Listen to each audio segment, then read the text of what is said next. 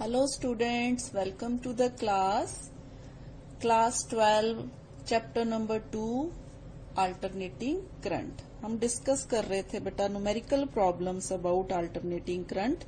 उसी टॉपिक को कंटिन्यू करते हुए आज हम थोड़े से और न्यूमेरिकल्स हैं जो वो सॉल्व करेंगे।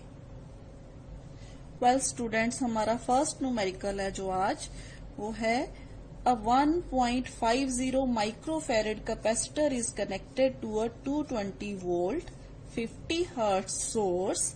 Find the capacitive reactance and the current in the circuit. If the frequency is doubled, what happens to the capacitive reactance and current?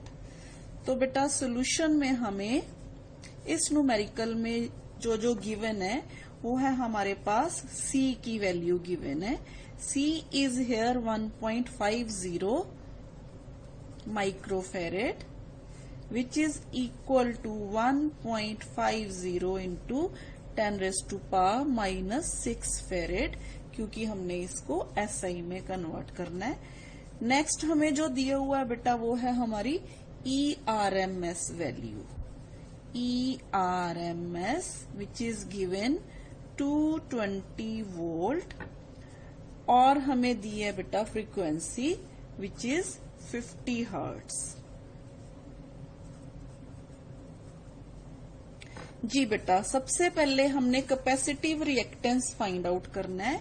Capacitive reactance जो होता है बेटा वो होता है XC which is 1/ωc again which is equal to 1/2πf into C। Omega की value है जो 2π/T या 2πf के बराबर है। तो हमने इसमें सारी वैल्यूज पुट कर दी जो हमें दी हुई है। हमें दिया हुआ है बेटा 2 एज इट इज, पाई की वैल्यू पुट कर दी 3.14 इंटू फ्रीक्वेंसी 50 दी हुई है और हमारे पास है 1.50 इंटू 10⁻⁻6 जो कि C की वैल्यू है। तो बेटा हमारे पास ये सॉल्व करने के बाद कैपेसिटिव रिएक्टेंस है वो उसकी वैल्यू आ गई बेटा 212 ओम।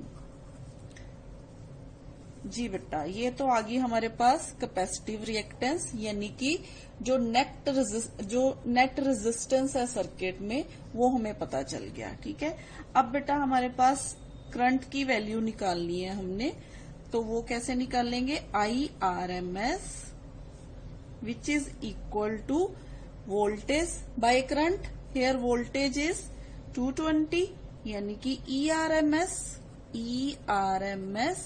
बाय रेजिस्टेंस यानी कि रिएक्टेंस, जो कि कैपेसिटिव रिएक्टेंस दिया हुआ है। तो हमारे पास ये वैल्यू आ गई बेटा 220 divided by 212 which is equal to 1.04 ampere. ठीक है बेटा, अब हमारे पास जी बेटा नेक्स्ट जो हमें दिया हुआ है बेटा, अब हमारे पास पीक करंट फाइंड आउट करना है हमने। तो पीक करंट किसके बराबर हो गया? Peak current which is I node और इसकी वैल्यू होती है √2 टाइम्स IRMS, यानी कि 1.414 into 1.04 which is again equal to 1.47 ampere. जी बेटा, अब देखिए हमारे पास करंट की वैल्यू आ गई बेटा, पीक वैल्यू है ना जो वो आ गई हमारे पास 1.47 ampere. Now what is peak value? Peak value जो होती है करंट की ये होती है बेटा, अगर हमारे पास मान लीजिए ऐसे करंट जा रहा है, AC साइकिल है करंट का, तो एक तो पीक वैल्यू ये होगी, दूसरी पीक वैल्यू ये होगी। अब इसका मतलब हमारी जो वैल्यू है करंट की प्लस 1.47 भी हो सकती है और माइनस 1.47 भी हो सकती है। ये पीक वैल्यू दी हुई है। तो इसका मतलब है बेटा जो करंट है वो ऑसिलेट करता है इन दोनों वैल्यूज के बीच में। ठीक है, जो हमारा करंट है आई है जो वो ऑसिलेट करता है between these two values plus 1.47 ampere and minus 1.47 ampere. ठीक है, और ये क्या होता है बेटा, इस केस में ये जो ईएमएफ से 90 डिग्री आगे होता है and is ahead of EMF bye 90 degree. ठीक है, ये हमने पढ़ा हुआ है। तो बेटा अब हमें उसने बोला है if the frequency is doubled what happens to the capacitive reactance and current. अब देखिए बेटा हमारे पास जो XC है, हमें ये फॉर्मूला दिया हुआ है XC का, इसमें फ्रीक्वेंसी और XC है जो एक दूसरे के उलट है, यानी कि इनवर्सली प्रोपोर्शनल है। तो ये होगी इक्वेशन। अब नेचुरली अगर हम इसको डबल कर देंगे तो हमारा कैपेसिटिव रिएक्टेंस क्या हो जाएगा, हाफ हो जाएगा। इसका मतलब अगर फ्रीक्वेंसी हमने डबल कर दी तो XC है जो हमारा वो कितना हो जाएगा, हाफ हो जाएगा। और अगर XC हमारा हाफ हो गया तो कॉन्सिक्वेंटली जो करंट है वो क्या हो जाएगा, डबल हो जाएगा। So current is doubled. Current है जो वो हमारा क्या हो जाएगा बेटा, डबल हो जाएगा। देखिए बेटा नेक्स्ट न्यूमेरिकल में है a resistor of 200 ohm and a capacitor of 150 microfarad are connected in series to a 220 volt 50 hertz AC source. Calculate the current in the circuit and calculate the voltage in the circuit across the resistor and the capacitor. Is the algebraic sum of these voltages more than the source voltage?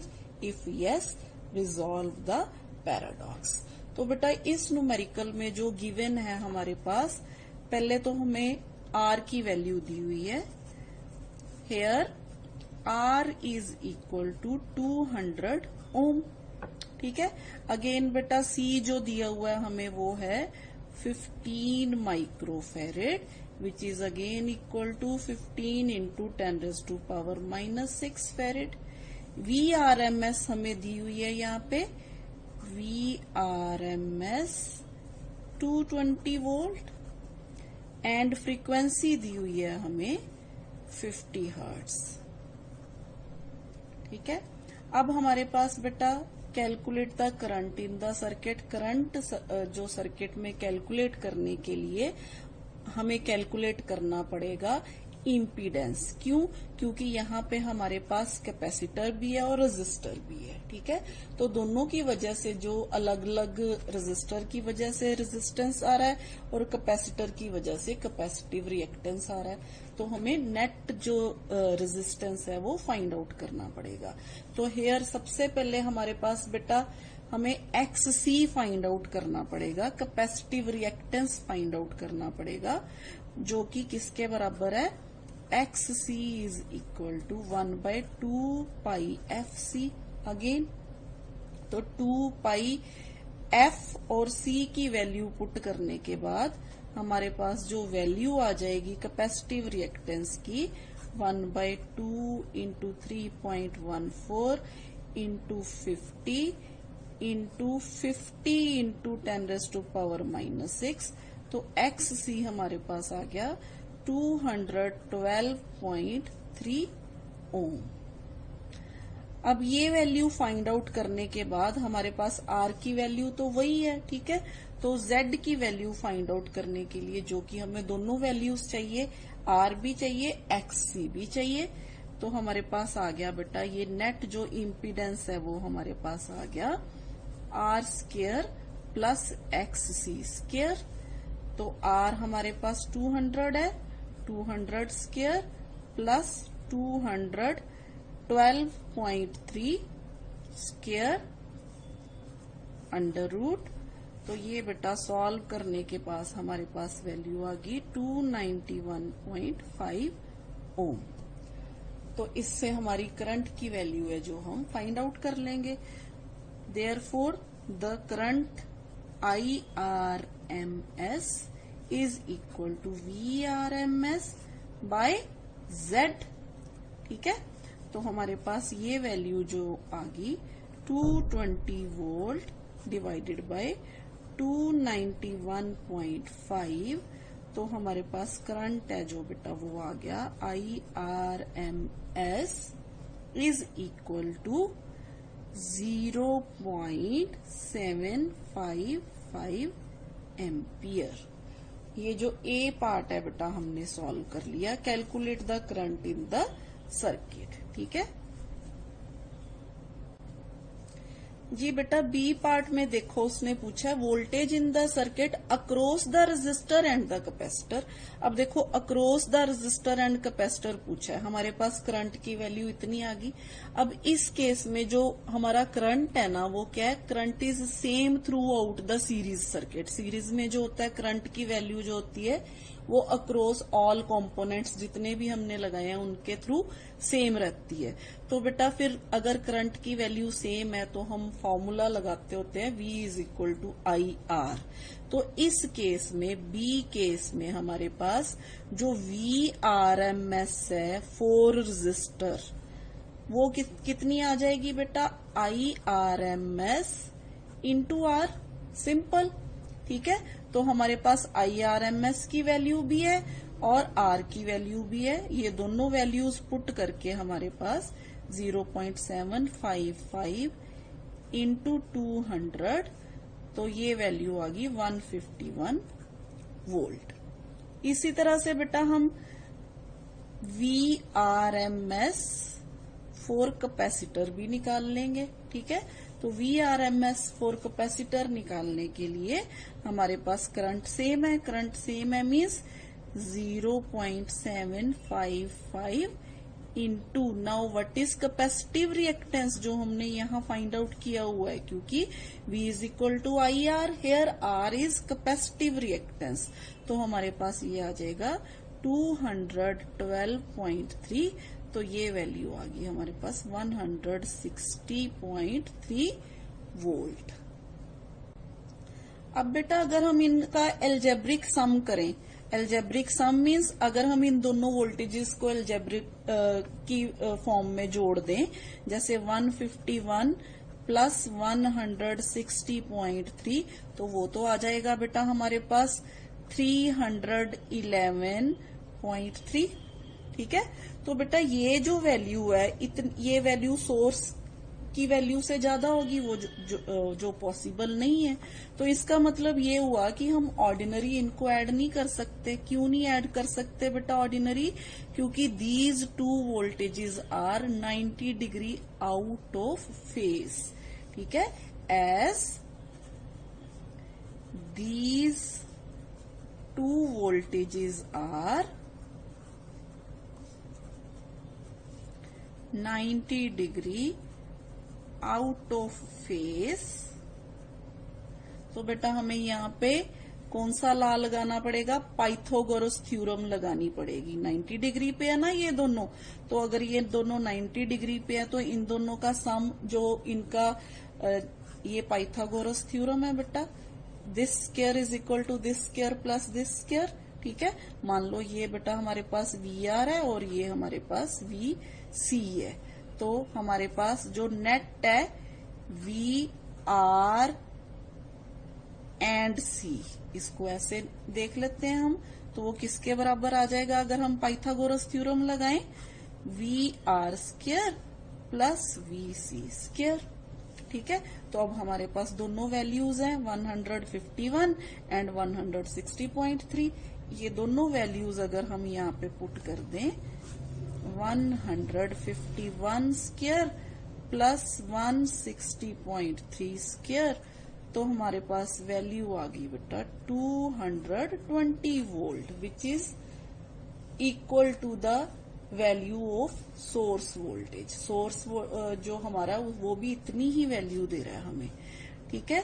तो इसका मतलब ये हुआ बेटा, if phase difference between two voltages is properly taken into account, the total voltage across the resistor and the capacitor is equal to the voltage of the source. जी बेटा, next numerical is very very easy. 2 marks के हिसाब से ये numerical है जो बहुत easy है और आने के चांसेस भी हैं ऐसे numericals. Determine the impedance of a series LCR circuit if the reactance of C and L are 250 ohm and 220 ohm. यहाँ पे सीधा हमें रिएक्टेंस दिया हुआ है, देखो, ठीक है, respectively, and R is 40 ohm. Resistance भी दिया है हमें, कैपेसिटिव रिएक्टेंस भी दिया है और इंडक्टिव रिएक्टेंस भी दिया हुआ है। तो इस केस में हमारे पास XC है बेटा जो वो 250, ठीक है, 250 ओम है। इसी तरह XL है जो हमारे पास 220 ओम है, और R है जो हमारे पास वो 40 ओम है। तो वेरी सिंपल। अब वैल्यू किसकी फाइंड आउट करनी है हमने? इम्पीडेंस की। इम्पीडेंस हमारे पास किसके बराबर आ गया बेटा? इम्पीडेंस इज इक्वल टू, जो Z के बराबर होता है, is equal to R square plus XL minus XC square. ये वैल्यू होती है हमारे पास इम्पीडेंस की। तो इसमें सारी वैल्यूज पुट करने के बाद 40 स्क्वायर प्लस हमारे पास XL कितना है 220 माइनस 250 स्क्वायर। तो हमारे पास ये वैल्यू है बेटा, सॉल्व करके आ जाएगी 50 ओम। यानी कि नेट जो रेजिस्टेंस है हमारे पास सर्किट में, वो हमारा कितना आ गया? 50 ओम के बराबर आ गया। जी बेटा, नेक्स्ट न्यूमेरिकल देखिए। A student connects a long air core coil of manganese wire to a 100 volt DC supply and records a current of 1.5 ampere. When the same coil is connected across 100 volt 50 hertz AC, the current reduced to 1 ampere. Give reason. Reason देना है हमें इस बात का, and give value of reactance of the coil, और coil का जो resistance है, रिएक्टेंस है, वो फाइंड आउट करना है। तो बेटा सबसे पहले हमारे पास डीसी सर्किट जो होता है उसके लिए जो आर की वैल्यू होती है, फॉर डीसी आर जो होता है बेटा वो होता है V/I, सिंपल, ठीक है, वोल्टेज बाय करंट। जितनी वोल्टेज है जितना करंट हमें मिल रहा है। तो ये हो गया 100 बाय 1.5, क्योंकि 100 वोल्ट वोल्टेज थी और 1.5 एम्पियर हमें करंट मिल रहा था। तो यहाँ पे बेटा आर की वैल्यू है जो वो आ गई 66.7 ओम, ठीक है। और अब वही वाली सेम जो वायर है वो उसने एसी में जोड़ दी, जहां से 100 वोल्ट जो वोल्टेज आ रही थी, पर यहाँ पे जो वोल्टेज आ रही है वो VRMS है, यानी कि वो पीक वैल्यू नहीं है, इफेक्टिव वैल्यू ऑफ वोल्टेज है। तो इस केस में बेटा हमारे पास फॉर एसी सर्किट हमारे पास जो Z हो जाएगा बेटा, इम्पीडेंस हो जाएगा, वो किसके बराबर होगा? VRMS, और जितना हमें करंट मिल रहा है IRMS। तो इसकी वैल्यू आ गई बेटा हमारे पास 100/1, यानी कि 100 ओम। तो आपको रीजन पता चल गया बेटा। इस केस में क्या है, हमारे पास जो वैल्यू ऑफ रेजिस्टेंस है वो क्या होगी? बढ़ गई। इफेक्टिव रेजिस्टेंस है जो कॉइल का, वो ग्रेटर हो गया in case of AC than for DC, so the current decreases in AC, ठीक है। इन केस ऑफ एसी जो रेजिस्टेंस है वो ज्यादा है, रेजिस्टेंस इज मोर, ठीक है। इफेक्टिव रेजिस्टेंस हम इसको कह सकते हैं, ठीक है, इफेक्टिव। तो इसका मतलब क्या है? So the current decreases in AC circuit. So the current decreases in AC circuit. ठीक है, अब बेटा हमें फाइंड आउट करना है value of reactance of the coil. तो वैल्यू रिएक्टेंस जो कॉइल का वैल्यू फाइंड आउट करने के लिए हमें यहाँ पे कॉइल क्या है, एक तरह से किसका काम कर रही है, इंडक्टर का काम कर रही है। तो हमारे पास जो Z की वैल्यू है वो आ जाएगी हमारे पास R² प्लस XL स्क्वायर। ठीक है, तो हमारे पास बेटा ये वैल्यू आ गई R² प्लस XL। अगर हम Z स्क्वायर कर दें यहाँ पे तो R² प्लस XL स्क्वायर आ गया। तो यहाँ से हमें XL फाइंड आउट करना है। तो XL की वैल्यू किसके बराबर आ गई, Z square minus R square. ठीक है, XL किसके बराबर आ गया, Z square minus R square, which is equal to, अब हमें Z तो हमें पता है 100 square minus R square. R हमारे पास कितना है बेटा 200, हमारे पास जो हमें वैल्यू दी हुई थी, हमारे पास रेजिस्टेंस की वैल्यू दी हुई थी। ठीक है, तो वो वैल्यू हम इसमें पुट कर लेंगे। तो हमारे पास आ गया बेटा, इसको हम ऐसे लिख लेते हैं बेटा 200/3 स्क्वायर, ताकि हमारी कैलकुलेशन है जो वो आसान हो जाए। देखो इस वैल्यू को हमने R की वैल्यू पुट करनी है ना, यहाँ पे इसको हमने 2 से ही मल्टीप्लाई कर दिया और 2 से ही डिवाइड कर दिया।